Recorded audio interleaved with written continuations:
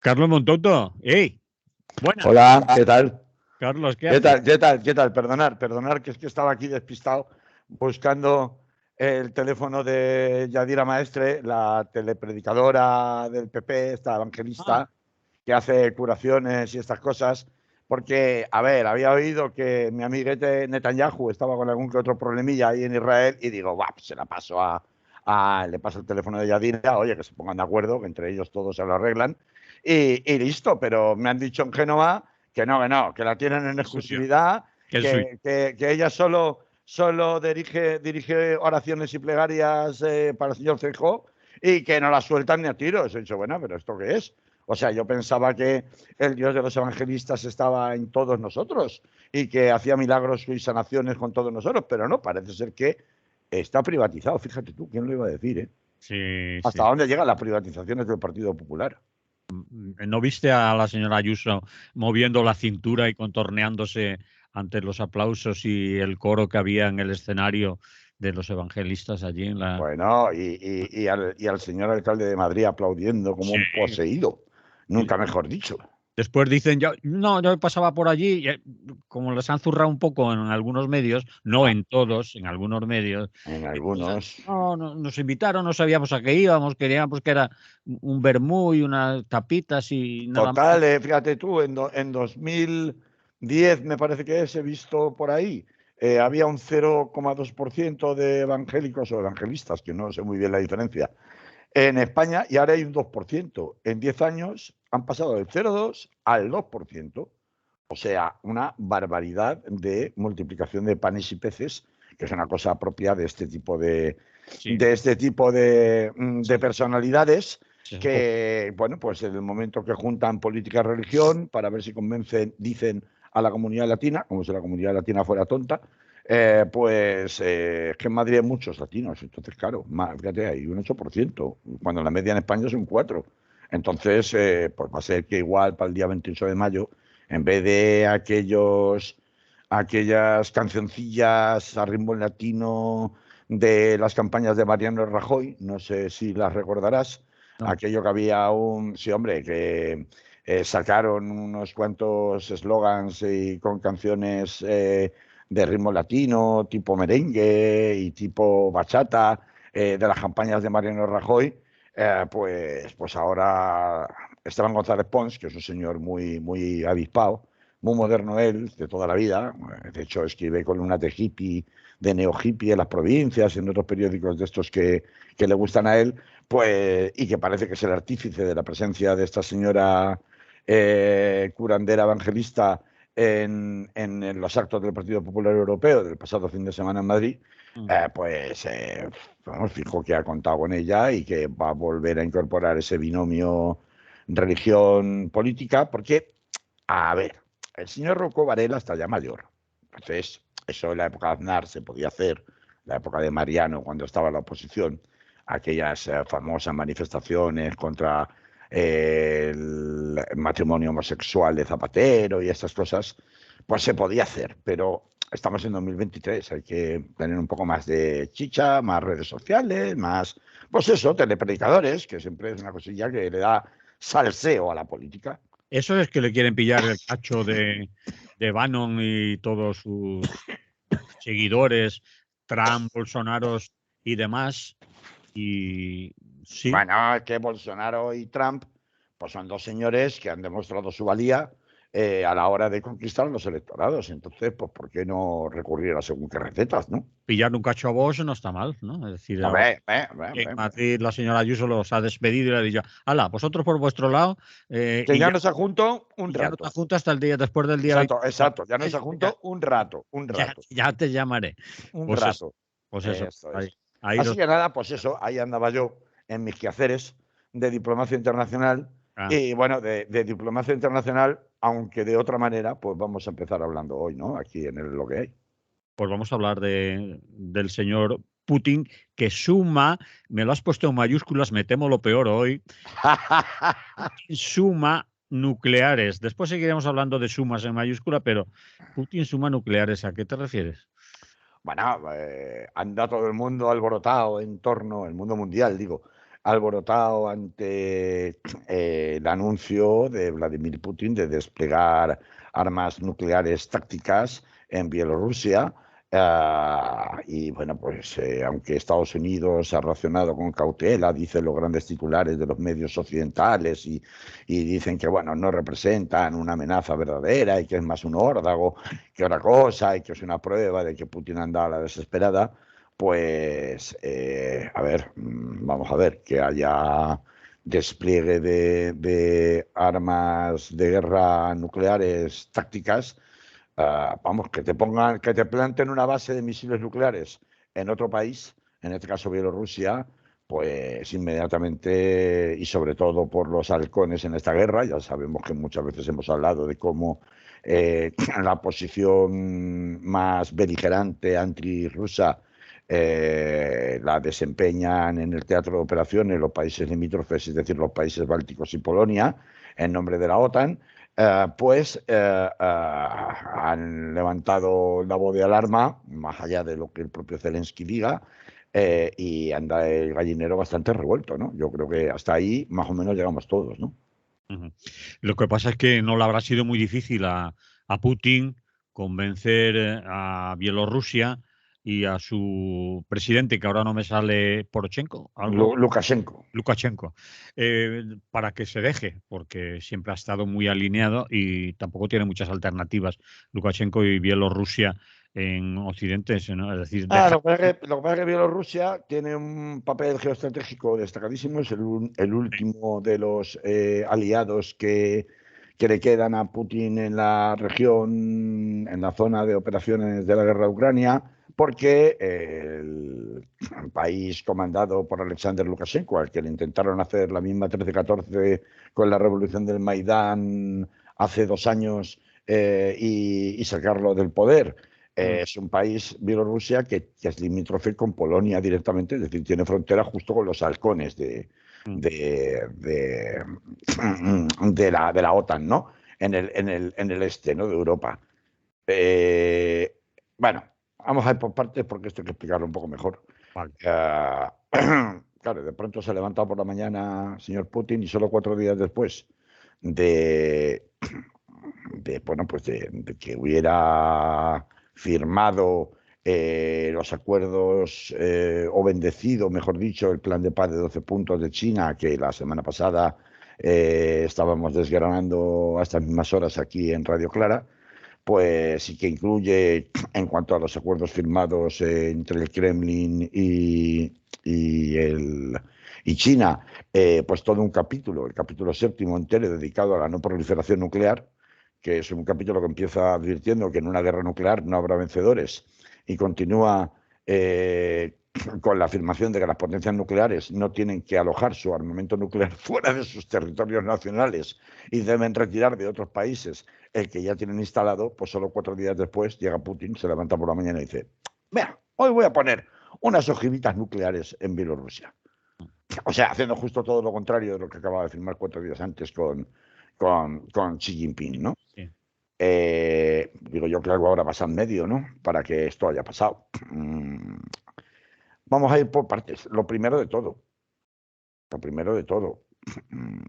es sabido o se presenta este movimiento táctico ruso como una respuesta supuestamente prudencial y proporcionada al despliegue de armas por parte de Occidente en Ucrania, con el envío de tanques pesados, aviones de combate, miles de millones de euros en proyectiles de artillería y, como último regalo, el anuncio de Londres, que se produce justo entre medias de la visita de Xi Jinping al Kremlin y este anuncio de Vladimir Putin, donde el Reino Unido anuncia el envío de miles de rondas de munición de uranio empobrecido capaces de perforar cualquier blindado ruso en una eventual contraofensiva ucraniana. Fíjate si están jugando sucio todos ya, que tanto el movimiento ruso de anunciar el despliegue de una base militar con armas tácticas nucleares en Bielorrusia, como el anuncio por parte del Reino Unido, del gobierno de Rishi Sunak, de enviar munición de uranio empobrecido a la zona de combate no se consideran en sí mismos alteraciones o infracciones del Tratado SALT II de no proliferación de armas nucleares como tales, tratado, por cierto, que ya sabemos que hace meses que Rusia puso en suspenso en cuanto a su adscripción al mismo. No ha dicho que se retira, ha dicho que lo ha puesto en suspenso precisamente para evitar que, con la excusa del Tratado SALT II, las organizaciones cercanas a la OTAN pudieran ampararse en él para realizar inspecciones de instalaciones militares rusas en pleno conflicto bélico. El envío de uranio empobrecido, si bien por sí solo no supone el empleo de armamento nuclear, sí que ya ha sido probado reiteradamente en la guerra de Irak principalmente, y todas las organizaciones internacionales que se dedican a la vigilancia de crímenes de guerra avisaron ya desde entonces que, si bien no se pueden considerar como tal ni siquiera armas nucleares tácticas, esta munición de uranio empobrecido, así que, porque cuando estalla, aparte de perforar cualquier fuselaje de cualquier carro blindado del enemigo, cuando estalla, desprende una especie de polvillo que es altísimamente contaminante, que tarda 4.500 años en desaparecer de la zona donde se produzca la explosión y ese esparcimiento de ese polvillo radioactivo.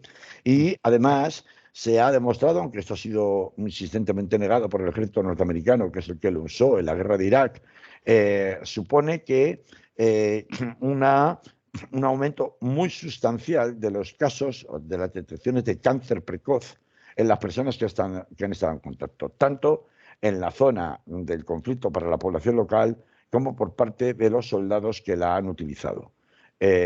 Por tanto, aquí ya hay unas secuelas evidentes y hay un escalamiento del conflicto por parte de Occidente en el momento en el que el Reino Unido decide. Se entiende que no habrá sido por su exclusiva cuenta, sino que lo habrán pactado con el general Stoltenberg, el actual director de la OTAN, y con la inteligencia norteamericana. Cuando deciden el envío de este tipo de armamento, evidentemente están produciendo un escalamiento de la ofensiva, en la medida en la que este es un paso ya previo, prácticamente no quedan ya, a lo que sería un conflicto, si no de carácter nuclear global, sí como mínimo en la antesala precisamente del uso de armas tácticas nucleares, que suponen un radio de acción o una actuación muy concentrada en puntos muy concretos.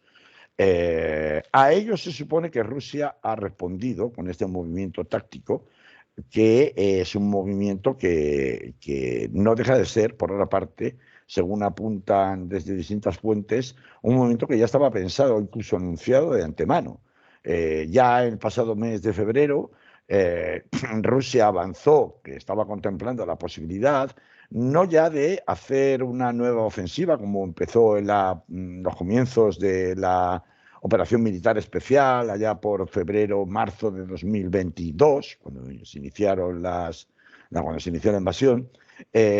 No tanto ya una entrada masiva de tropas rusas a través de la frontera con Bielorrusia, en donde Bielorrusia se prestaría solamente como un puente para poder dar acceso por el norte a Ucrania a las tropas rusas, sino que ya no necesita, frente a lo cual, por cierto, el ejército ucraniano se había prestado ya desde hace meses a fortificar sus defensas en esa zona, en previsión de que le volvieran a hacer la misma, porque si entras por el norte de Ucrania, Kiev está a tiro piedra, es decir, es mucho más corto el camino para llegar a Kiev por Bielorrusia que no por el Donetsk y el Donbass.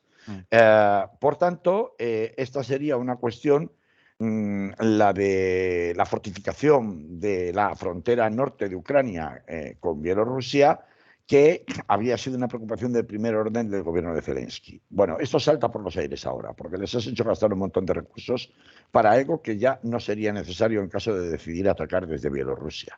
Ya no tendrías que mandar tropas, no tendrías que mandar tanques, sino que tendrías esa capacidad directa de poder intervenir por vía de misiles con un alcance medio y largo a distintas ciudades de la retaguardia, digamos, del frente ucraniano. Con lo cual, lo que se plantea es si esto realmente es un órdago, es decir, por parte de Putin. ¿Qué es lo que pretende? ¿Lo va a hacer? ¿No lo va a hacer? Pero es un órdago de Putin y también es un órdago, podemos considerar lo de Gran Bretaña, lo de Inglaterra. También hasta ahora estamos en fase de enseñar los dientes. Aún no es nada. Pero claro, es que estamos enseñando ya los dientes. No, ya directamente estamos. Esto es como primero te enseño Sí. la pistola y luego el amartillo. Pues acabo de amartillar la pistola, lo siguiente ya es dispararla, ¿no? Entonces acaban los dos de amartillar la pistola. Es decir, igual no la disparan, pero ya le han quitado el seguro. Le han quitado el seguro a la pistola, significa que la pistola ya se puede disparar. Bueno, todavía no, porque hasta el mes de junio, en el caso de los rusos, no tendrán supuestamente operativas esas ojivas nucleares. Hay varios sistemas de disparo de misiles con esas ojivas nucleares. Pueden o bien utilizar cazabombarderos para dispararlos desde el aire, o bien pueden hacer un lanzamiento balístico con misiles desde territorio bielorruso, que evidentemente no es ya una entelequia en la medida en que es realizable, pero o será realizable a partir del mes de junio, donde se espera que efectivamente la ofensiva o contraofensiva, mejor dicho, ucraniana, que se estaba esperando en función del armamento que se recibiera de Europa y de los resto de miembros de la OTAN, entre otras cosas esa munición con uranio enriquecido para barrer la línea de tanques y de armamento pesado de Rusia en el frente del Donbass, pues llegue a su punto culminante, ¿no? Se supone que será en primavera-verano, donde esa contraofensiva ucraniana puede desplegarse con mayor virulencia.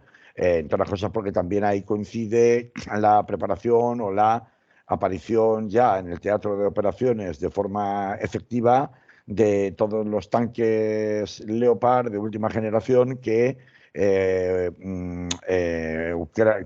Occidente, en particular la Unión Europea, está proveyendo a Ucrania y que necesitan también, como es natural, una considerable preparación técnica por parte de las tropas ucranianas, ¿no? Entonces, bueno, ¿esto qué es? ¿Solamente tú me amenazas y yo te amenazo más? Una vez más, que esto lo hemos visto ya varias veces en esta guerra, o realmente hay un efecto disuasorio tan fuerte a raíz de este último movimiento en Bielorrusia que hace que, digamos, esa contraofensiva programada del ejército de Zelensky tenga que ser repensada por parte de la inteligencia militar norteamericana y la inteligencia militar británica, en definitiva de la OTAN. Pues claro, teorías y opiniones hay al respecto. Lo que sí es evidente es que el golpe, el puñetazo sobre la mesa que acaba de dar Putin con ese anuncio, aparte de suponer un salto cualitativo en la escalada peligrosísima de armamento a utilizar en esta guerra, supone también un movimiento para los que saben jugar al ajedrez, de jaque doble al rey y a la reina, es decir, o pierdes uno, pierdes el otro, porque lo que deja muy claro es, vosotros veréis lo que hacéis, pero si os vais y cargáis en la contraofensiva contra Crimea, yo estoy en condiciones de responder. Y me da igual el tipo de armamento que me estés utilizando o que te envíen desde la OTAN. Porque tú me podrás infligir bajas. Yo todavía no he movilizado en serio en el teatro de operaciones a los 300.000 reservistas que estoy preparando, reclutados a la fuerza o no, pero aún no los he hecho intervenir porque no me ha hecho falta, porque hasta ahora lo que he utilizado han sido vanguardias militares, sobre todo a través del grupo Wagner, del grupo de mercenarios Wagner, pero yo todavía no les he hecho irrumpir en el teatro de operaciones propiamente dicho. Pero es que además, limitando mis bajas civiles o mis bajas personales, yo ahora tengo la capacidad de amenazarte directamente desde Bielorrusia sin tener que molestarme en tener que cruzar tus fronteras. Con lo cual, cuidadito con acercarte, siquiera pretender acercarte a Crimea. ¿Todo con qué objeto? Con el objeto de, cada vez suena más, forzar la posibilidad de una ronda de negociaciones en función del plan de paz de China, que se negó en un primer momento, cuyo discurso inicial por parte de la OTAN, de respuesta por parte de la OTAN, fue la de desprestigiarlo y el decir esto no va en serio, que por supuesto ha sido negado una y mil veces por parte de Ucrania, pero vamos a ver también desde qué punto de vista Zelensky puede abordar esa contraofensiva programada a la que todo fía.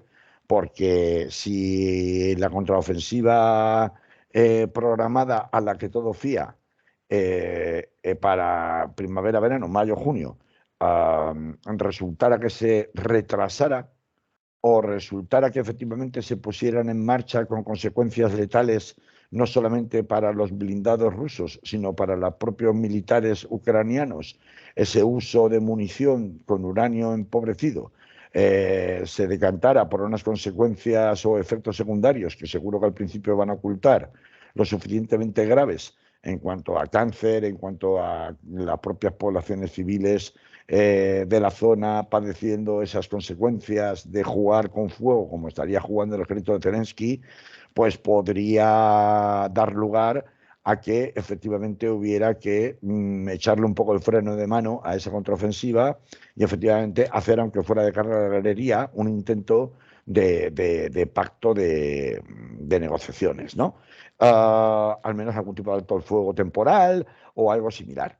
La consolidación de posiciones en el terreno por parte de Putin parece que es lo que se busca principalmente de cara a esas eventuales negociaciones cuando llegue el momento por parte de Putin con este movimiento de instalación de armas nucleares o con componente nuclear en Bielorrusia, más que en sí su utilización. Esto explicaría por qué de momento la diplomacia norteamericana lo está tratando como si fuera un farol más y está tratando de quitarle hierro a la eventual amenaza real que en el terreno supone esta instalación. Pero es lo cierto que también es un aviso a navegantes para que todos los actores en este teatro de operaciones militar, bélico, entiendan que cuando Rusia dice nosotros no vamos a perder esta guerra y Crimea, sobre todo Crimea, no se toca y una cierta concesión territorial va a tener que haber, estamos dispuestos a garantizar que esto va a ser así definitivamente, precisamente por la ubicación de esas armas nucleares que por otra parte, dentro de la retórica rusa,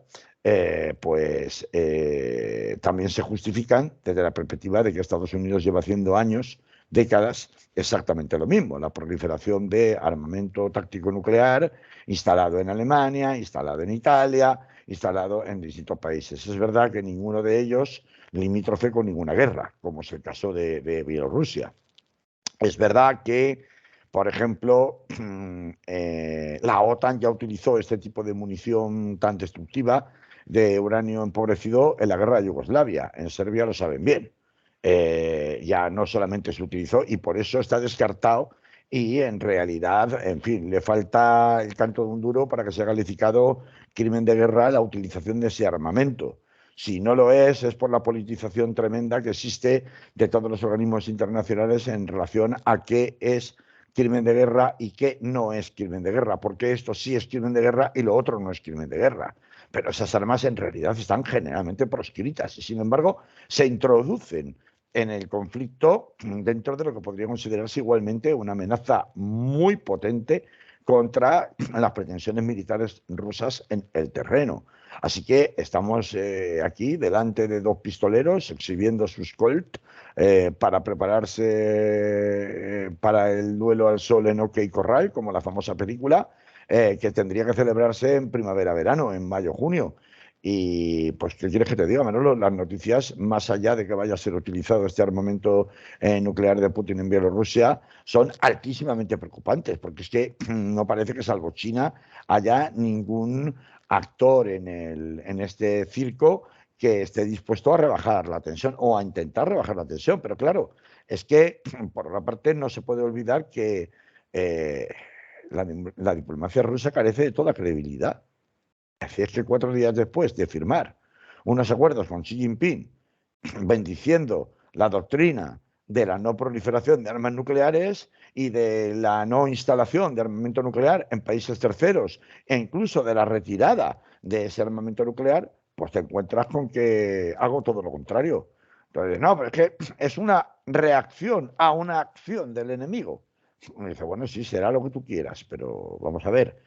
Una de las cosas que distinguía precisamente de las que la diplomacia rusa podía sacar pecho hasta la fecha en el concierto internacional era precisamente que ellos no habían recurrido a la colonización nuclear de sus países satélites como sí había hecho la OTAN durante tantas décadas en suelo europeo. Y esto es una doctrina, la doctrina nuclear rusa, que se ha roto en este momento con este movimiento tan agresivo por parte de Putin, lo cual le resta todavía más, pues como digo, credibilidad a la diplomacia rusa. Es decir, ¿cómo me voy a creer lo que diga Rusia? Es que me es imposible creer lo que pueda decir Rusia.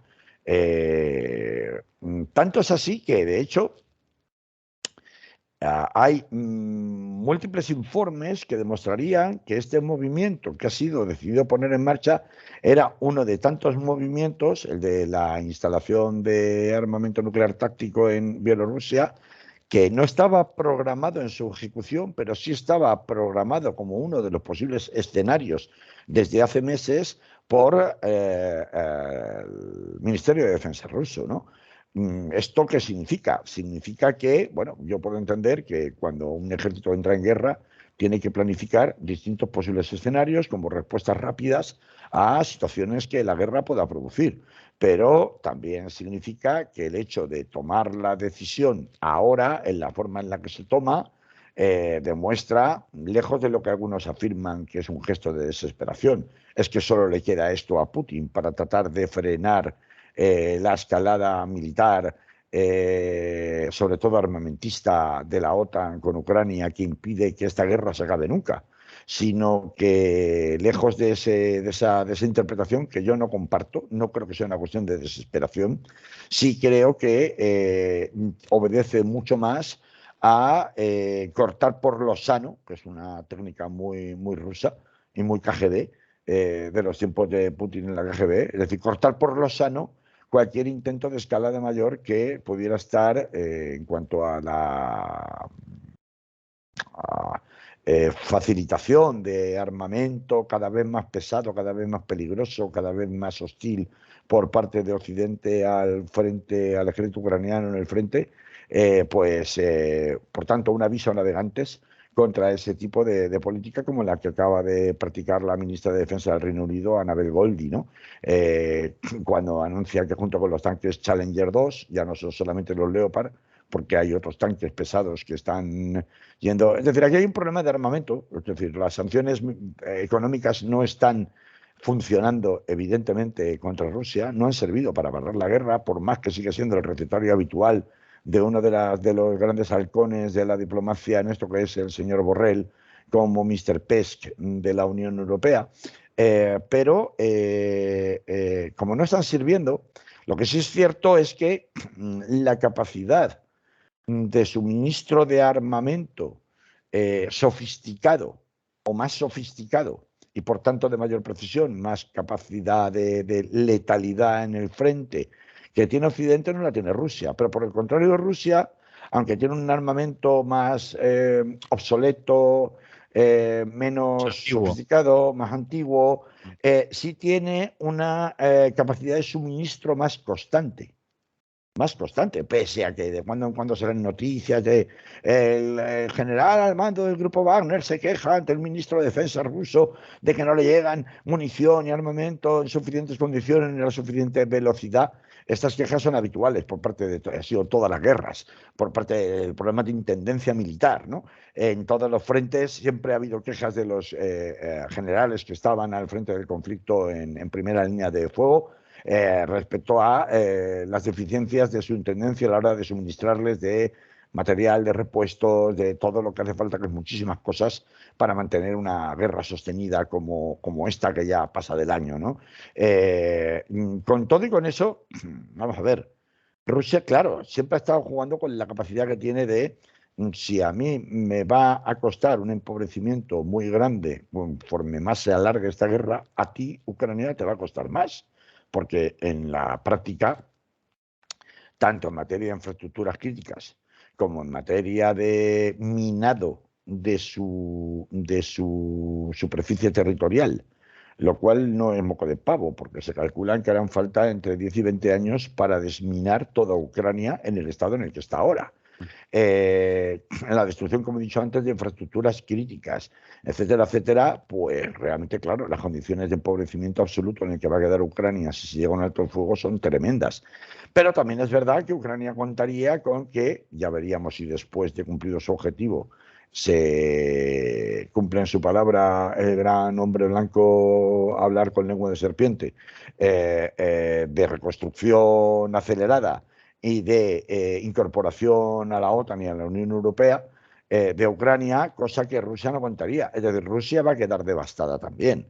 Esto lo sabe Putin y lo saben todos, le puede costar el puesto a Putin perfectamente. No tanto durante el conflicto militar, sino una vez acabe el conflicto militar y se pueden evaluar las verdaderas consecuencias para la economía rusa que ha supuesto no solamente el conflicto, sino el postconflicto, ¿no? Las consecuencias posteriores al conflicto, en la medida en la que se pueda mantener un aislacionismo internacional, en la medida en la que China deje de considerarle un socio económicamente interesante porque encuentre otros. Lo que Por pasa es que ejemplo, India, China lo necesita por la por vía energética, sí, ¿no? por la vía energética.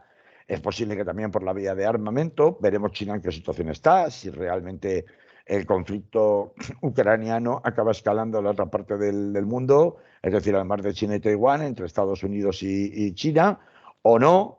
Esperemos que no y que siga todo en términos de amenazas múltiples, pero sin pasar a más. A ver, la situación como mínimo preocupante en cuanto a que todos estos movimientos previos a la gran confrontación que se vislumbra en el horizonte, ya que de hecho ya tenía que haber empezado y parece que estamos en una calma chicha. Hay una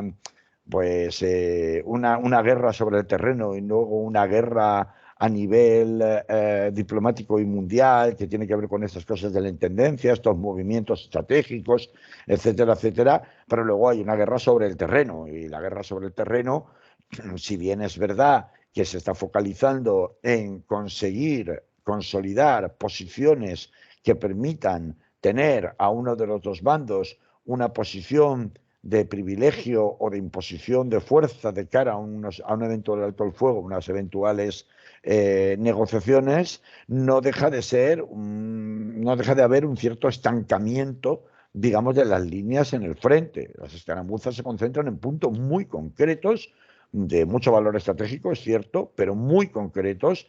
No estamos hablando como en aquellos primeros días de la operación militar especial que decía Putin, ¿no? En donde es que no había un frente, había 3 o 4 o 5 distintos abiertos, por el sur, por el norte, por el este por arriba, por el este por abajo, Kharkov por arriba, incluso acercándose a Odessa por abajo en el mapa. Esto no está sucediendo actualmente, el frente está bastante tranquilo al margen de estos enfrentamientos cara a cara en puntos muy concretos, muy limitados, y esto hace sospechar que efectivamente esta situación tampoco puede durar mucho.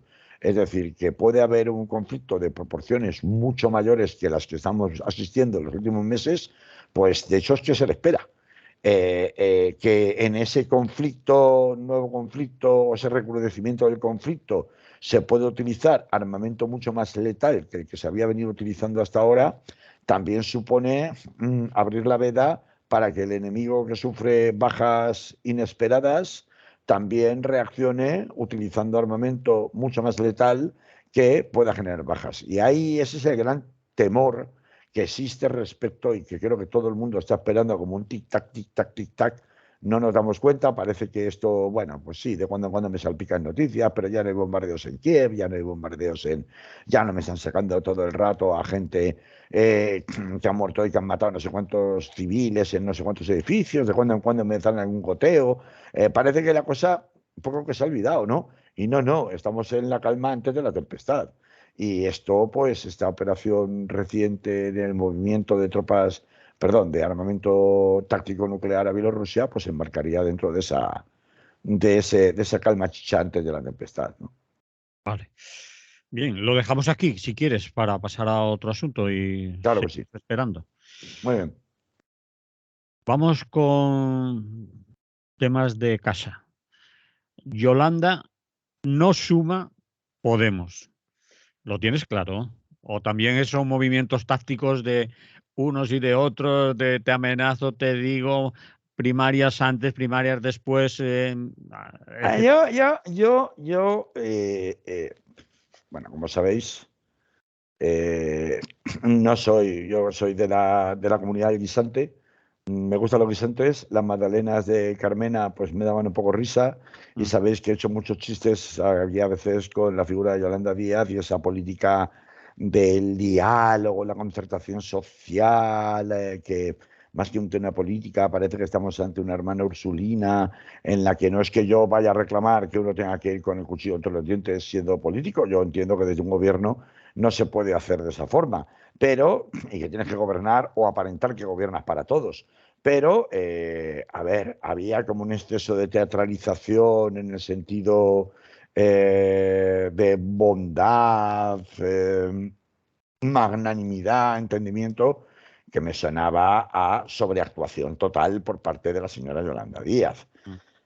Así que yo muy fan de Yolanda Díaz no soy. De Podemos, ¿qué te voy a contar? Que tú no sepas, Manolo, que cuando Podemos nació le estuvimos dando, y eso que todavía no había pasado nada de lo que pasó después. Pues se veía venir. Cuando Podemos nació, le estuvimos dando cera y más cera y más cera por esa vocación clásica de Politburó excluyente de los demás, en donde hay una cúpula dirigente que emana la iluminación divina Puro, desde arriba puro hacia leninismo, abajo. puro leninismo. Puro leninismo, con independencia de que luego me lo disfrazarás de Bueno, Consejo Ciudadanos y de toda una estructuración. Así que, en fin, duró cuento esto, telediario, lo de los consejos y los círculos fue claro, para pillar personal. Después ya ya tablas. sí eso, después ya sí eso, Sí. que dice el chiste. Entonces, he contado, me he retrotraído un poco esto para que se interprete bien, que desde luego, al menos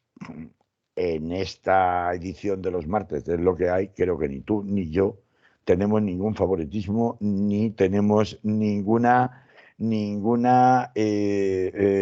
filia especial por ninguno de los dos aparentes bandos en conflicto. Y he dicho aparentes. Correcto. Lo que sí que llega un momento que cansa como observador más o menos neutral respecto de la lucha por el poder, que en definitiva es como hago las listas, quién participa, quién no participa, quién negocio, con qué negocio primero, con qué negocio después.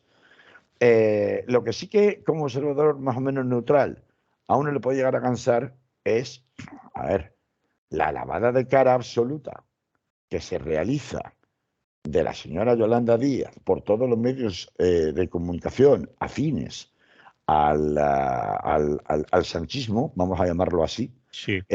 un día sí y otro también, y que incluye, por supuesto, el juego de poli bueno, poli malo en la moción de censura del señor Tamames y Vox, en donde se le brinda, porque Pedro Sánchez quiere y le interesa, una oportunidad de oro para subir al púlpito y telepredicar a los suyos, a la señora Yolanda Díaz, que no tenía por qué haberse producido, porque eso es un juego que deciden ellos, porque desde luego no está en el guión de ningún reglamento de la Cámara. Por tanto, esto es una jugada claramente electoral que realiza Pedro Sánchez porque a Pedro Sánchez quiere y le interesa. Y como, por el contrario, toda la interpretación que se hace por los contertulios permanentes de todas las televisiones y también en las tertulias de los periódicos, pues, lo que presentan es un relato por el cual los malos de la película, y fíjate que se va a perder, y la izquierda va a perder, y el gobierno de coalición no se va a poder presentar, son los señores de Podemos, que son muy malos, muy malos, muy malos, y se les ve los cuernos y el diablo. Es decir, esto, independientemente de más análisis profundos, ya llama mucho la atención. Hay una desproporción muy grande entre la beatificación de una persona y la demonización de otras. Ya de entrada.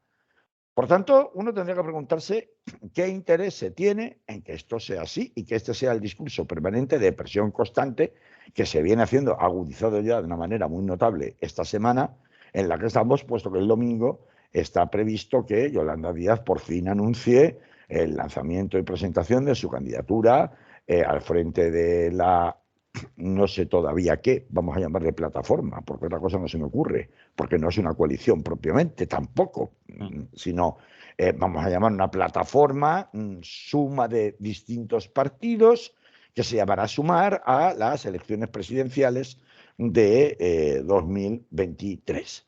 Distintos legislativas. que aparezcan los partidos. Es decir, los mismos, pero... Por eso no es una coalición. Por eso no es una coalición, pero serán las mismas personas de los partidos, los cabecillos de los partidos los que estarán ahí. Ahí tienes a todos. A ¿no? todos, bueno, a todos no, claro. Están los demás país, pero está con un nombre propio, están los de Compromís, pero están con nombre propio, que son los mismos nombres propios que están en el partido. Claro. A ver, a mí vamos a ver, mientras se libra una ofensiva feroz, yo he venido sosteniendo siempre que existe una cruzada por parte de la derecha y extrema derecha, pero también de la izquierda, y cuando hablo de una cruzada no hablo solamente de una cruzada política, sino judicial y mediática, para expulsar directamente de la vida pública a Podemos. O sea, esto es así. No solamente con la OFER, no solamente con campañas de bulos, campañas de acoso, sino directamente expulsarles de la vida pública.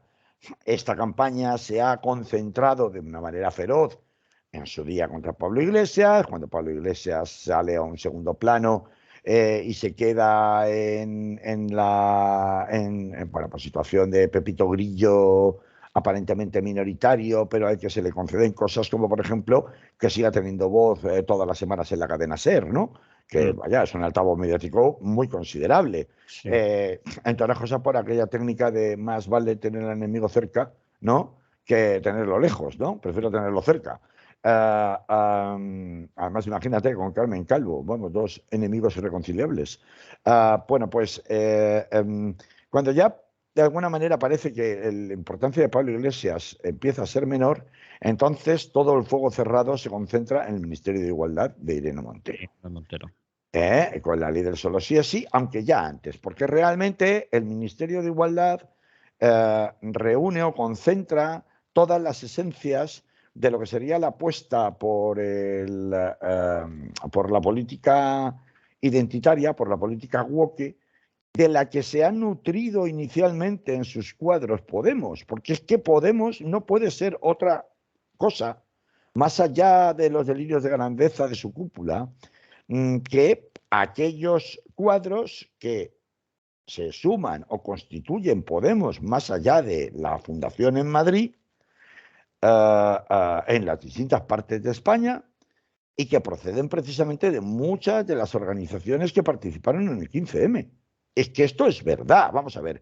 La política woke o política identitaria no surge en materia feminista, en materia especista, en materia antirracista, en todas estas cosas, y que se juntan como un crisol a través del Ministerio de Igualdad, que no existía antes, surgen principalmente del 15M. Luego, claro, que si hay arribistas, que si hay gente que estaba antes y que no entra, y en cambio se privilegia a otros que sí, estos son los avatares de la política partidista de toda la vida, de las que Podemos no se salva. Pero parece razonable esperar que mueran con las botas puestas, concentrando precisamente esas aspiraciones que tan radicales les resultan a muchos, porque ahora ya no es solamente la ley solo sí es sí, ahora hay una ofensiva cerrada de la extrema derecha, por ejemplo, contra la ley trans, Y constantemente empieza a haber ejemplos de situaciones absolutamente, bueno, parecerían a la mayoría de opinión pública absurdas, por las cuales pues distintos señores se están goteando, lo llevan una semana y media que entró en vigor, pues una semana y media goteando distintos medios de comunicación, ejemplos de personas que en un ir y venir han cambiado de género y que ahora en el registro civil pues son mujeres y no hombres, y que por tanto esto les permitiría supuestamente abusar de la buena intención de la ley para un poco repetir la misma jugada de la ley del solo sí es sí. ¿Veis? Por culpa de vuestras leyes que están mal hechas se producen estas situaciones de abusos. Es decir, que esto no es casualidad, esto pese a que no ha habido ni mucho menos una avalancha al registro civil para cambiar de género tras la aprobación de la ley, la entrada en vigor de la ley.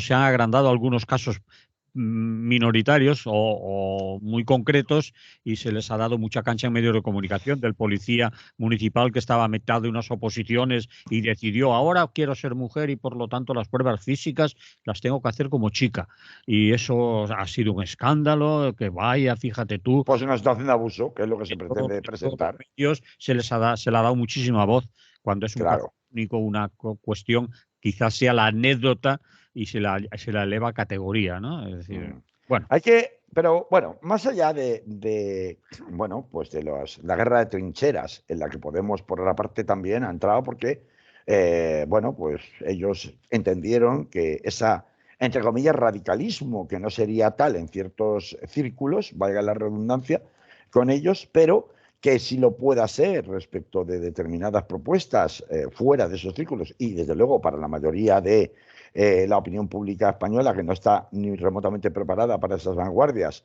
desde el punto de vista pedagógico, y además que rompe frontalmente o choca frontalmente con muchos de los dogmas del nacionalcatolicismo imperante todavía en nuestra sociedad y en particular en lo considerado como centro y derecha, ¿no? Ya no me voy a Vox, directamente me quedo en centro derecha, pero más allá de eso, en los intentos de sacar a la marca electoral Podemos fuera de la vida pública no vienen solamente del caso de Yolanda Díaz.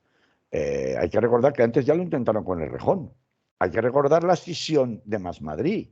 Hay que recordar que ya se hizo con Mónica García, que es la líder de Más País en la Comunidad de Madrid y que es la que no aceptó la negociación de unas listas electorales conjuntas con Podemos Madrid para presentar una candidatura unificada.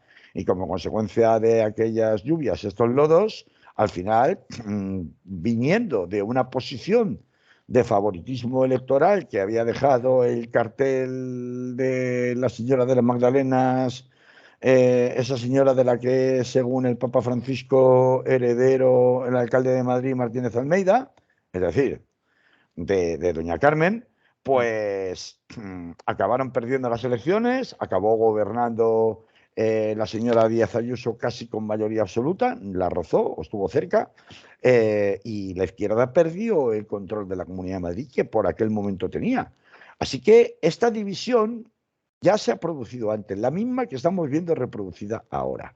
¿A quién le interesa desde el principio un pilotaje de una alternativa política a la izquierda del Partido Socialista que no incluya a Podemos? A Pedro Sánchez, el que dormía, mejor dicho, no podía dormir con pensar en tener a Pablo Iglesias en el gobierno. Esto, a ver, es pura hemeroteca lo que estoy contando, no me estoy inventando nada, es pura hemeroteca. ¿A quién le apretaba el zapato ante la constatación de que el Partido Socialista por sí solo, sin un gobierno de coalición, solo que con unos socios distintos, más descafeinados, preguntó, no podría continuar en el poder? A Pedro Sánchez y al Partido Socialista. El Partido Socialista sabe de sobra que por sí solo no puede ganar y también sabe de sobra que mucha parte de la izquierda no le perdona sus múltiples traiciones, constantes traiciones, y que jamás lo va a votar. Por tanto, sabe que necesita una alternativa electoral por la izquierda con la que se pueda entender en un eventual gobierno posterior. Todo lo que estoy contando. Necesitas alternativa que sea unitaria, que sea. Bueno, que reúna. Y que no se presenten varias listas. Que reúna. Vale, claro. Ahora pasamos al siguiente paso. De momento necesito esto. Que reúna los candidatos. Sí. Que reúna los candidatos suficientes. Perdón, los candidatos. Que reúna los apoyos suficientes como para estar debidamente representado en el Congreso de los Diputados y poder formar un gobierno de coalición como el que tiene ahora. Más o menos, ¿no? Por lo tanto, la repetición de la jugada es obvia, solo que cambiando de socios. ¿Y qué necesito para cambiar de socios? Pues hombre, difícilmente voy a poder cambiar de socios por mucho que la cara visible y bonita de esta nueva alternativa sea la de Yolanda Díaz, si resulta que Yolanda Díaz se ha visto obligada a tener que pactar las listas previamente con Podemos. Porque entonces la mayoría de los cuadros que formen parte de esas listas o una parte muy importante seguirá siendo de Podemos, con lo cual se me va a repetir el mismo problema que he tenido ahora a la hora de configurar un gobierno de coalición. Por tanto, esto no puede pasar, tengo que sacar a Podemos de ahí. ¿Cómo saco a Podemos de ahí? La forma de sacar a Podemos de ahí es la misma que se utilizó con Más Madrid y con Mónica García, que es, no, yo no pacto previamente contigo ninguna candidatura de nada. No pacto con listas contigo. Lo que hago es diluir tu presencia y tu poder diciéndote, no, sí, yo negociaré las listas, pero contigo y con todos los demás en igualdad de condiciones, lo cual supone diluir la marca electoral Podemos en la inopia, en la nada. Claro, ¿tú crees, Manolo, que Podemos va a permitir la desaparición de su marca electoral? Es verdad que Podemos de hoy no es el Podemos del año 2015 y que no tiene la fuerza, si se creen en la foto fija del Vista Alegre 2, Podemos es que ha perdido el contacto con la realidad, porque Podemos hoy día no existe, porque los comuns van por libre y los comuns estarán apoyando el grupo parlamentario de Podemos, pero también está apoyando Sumar, que es que hasta el propio Alberto Garzón está diciendo en nombre de Izquierda Unida que, vamos a ver, que nos dejemos de tonterías y confrontaciones y que vayamos al reparto de sillones, que si no, luego no nos cae ninguno. Y va a ser peor, ¿no? Porque es básicamente lo que ha venido a decir en unas declaraciones que representan muy bien cómo en 2023 el momento de Podemos es muy diferente al momento 2015 o 2017. Es verdad todo eso, que Podemos no es lo que era, que no existe en Galicia, que existe muy residualmente en el País Vasco, que existe dependiendo muy mucho, y ya lo hemos visto, lo que les ha pasado, por ejemplo, en Andalucía, con la configuración de listas electorales. Pero también es verdad que es la marca actualmente de mayor implantación nacional, con mayores cuadros, aunque sean pocos y residuales, pero con mayores cuadros de implantación a nivel territorial en todo el país. Que luego hay alternativas concretas, pues yo que sé, Compromís en la Comunidad Valenciana, els Comuns en Cataluña, etcétera, etcétera, que tienen una mayor implantación que Podemos. Es verdad, pero ¿cuál es el planteamiento? ¿Es un planteamiento local o un planteamiento nacional? Sumar no concurre a las listas y a las elecciones municipales y autonómicas en mayo. Con lo cual, si el planteamiento de listas nacionales, es decir, pretender que la marca electoral Podemos pesa lo mismo que pues la marca de los comuns a nivel nacional, pues perdona, pero los comuns pesará mucho, no lo discuto, en Cataluña, pero fuera de Cataluña, ¿qué peso tiene? Ninguna. Entonces, yo creo que ahí es donde se está jugando el verdadero juego y me parece que algunos dicen, no, va a haber de aquí a finales de semana, va a haber un goteo de deserciones de incluso el grupo de parlamentario Podemos. Lo que pasa es que el grupo parlamentario Podemos es un grupo muy mixto, muy híbrido, y a mí eso no me identifica nada. Como tal, la marca electoral Podemos va a respaldar la candidatura de Yolanda Díaz el domingo o no la va a apoyar con su presencia. A mí me cuesta trabajo creer que sí vaya a apoyarla. Muchos dicen, no, al final no le va a quedar más remedio, no le va a quedar más remedio que tener que tragar el sapo, pero si lo traga, se reduce a la nada, como marca electoral propia.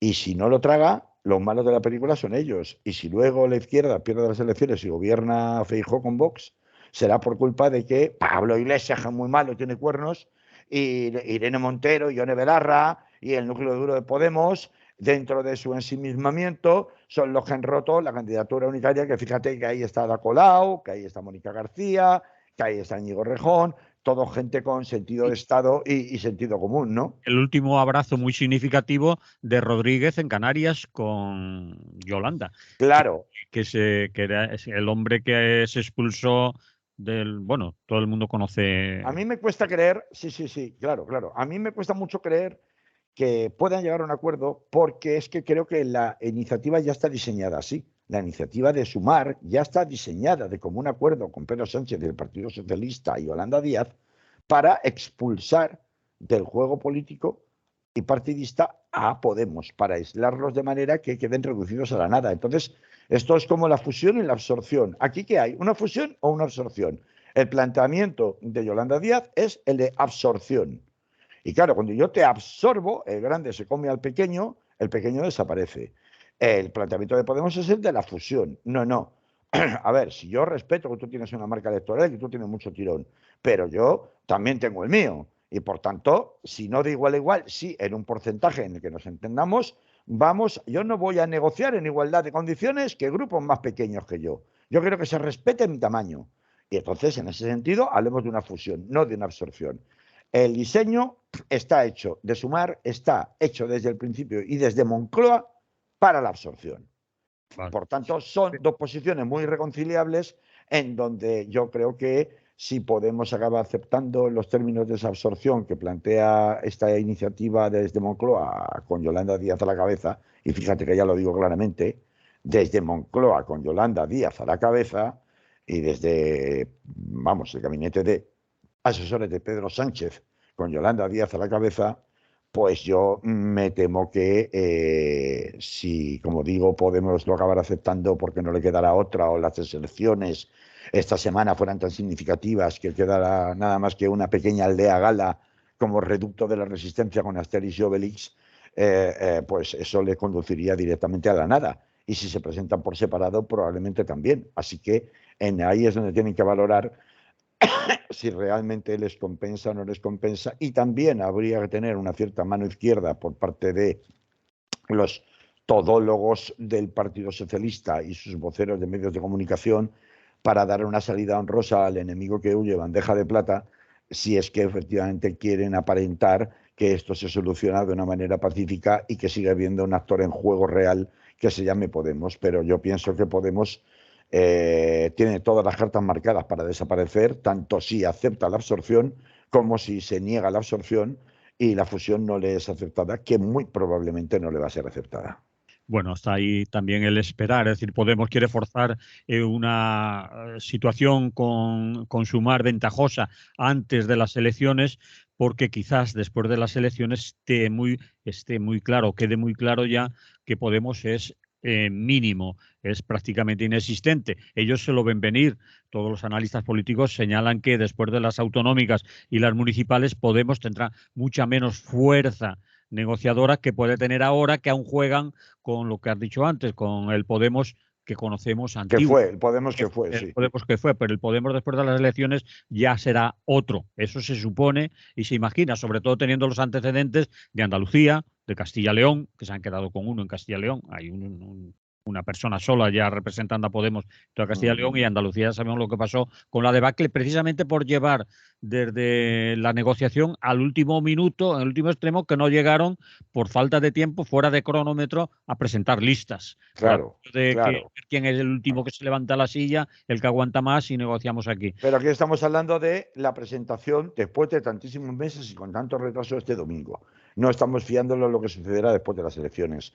Si a este domingo Podemos todavía se sigue resistiendo y no se presenta, cosa que en mi opinión es lo que va a suceder, pues sí, es posible que a Yolanda Díaz ya no le interese ningún tipo de acuerdo de ninguna clase hasta que ya los tenga totalmente sumisos y de rodillas después de las elecciones municipales, cuando se peguen el batacazo. Esto es lo más razonable que pueda suceder. Bueno, también habría que tener en cuenta, nos queda menos de un minuto, habría que tener en cuenta que mucha gente nunca va a votar a Yolanda Díaz si Podemos se queda fuera o Podemos se le Así es, descalabra, así es, así es. hay mucha gente que se quedará en su casa. Entonces, Bueno, pero ya tengo chivos expiatorios para explicarlo. Entonces, han sido ellos que no han querido pactar con todos los demás. Todos los demás estamos aquí y ellos se siguen quedando ahí en la esquina. Es decir, que esto se les puede volver en contra y se puede acabar retomando y obligando a Podemos, ofreciéndoles carguitos, ofreciéndoles mantener el Ministerio de Igualdad, etcétera, etcétera, en un gobierno de coalición futuro, a que se incorporen a la iniciativa de Sumar después de las elecciones municipales y autonómicas. O sea que ese juego todavía, evidentemente, no ha terminado. De aquí, del domingo en adelante, queda mucho, pero de aquí al domingo, mis apuestas es a que no habrá acuerdo, por lo menos desde el domingo, entre Sumar y Podemos. Por eso el titular de que Yolanda no suma Podemos tenía que haber añadido de momento. Vale, Carlos, hasta la semana que viene, que si no nos echan. Igualmente, hasta la semana que viene y mucha salud. Espérate que sigo llamando a Génova, a ver si convenzo a estos para que presten a la telepredicadora. Que lo tengo que despedir, que si no... Vale, salud. Salud. Bueno, de la radio nos hemos ido, de aquí sigue llamando a la telepredicadora, anda. Yadira, ¿me oyes? Bueno, pues nada, oye, ya la próxima semana, como Semana Santa ya, o todavía no.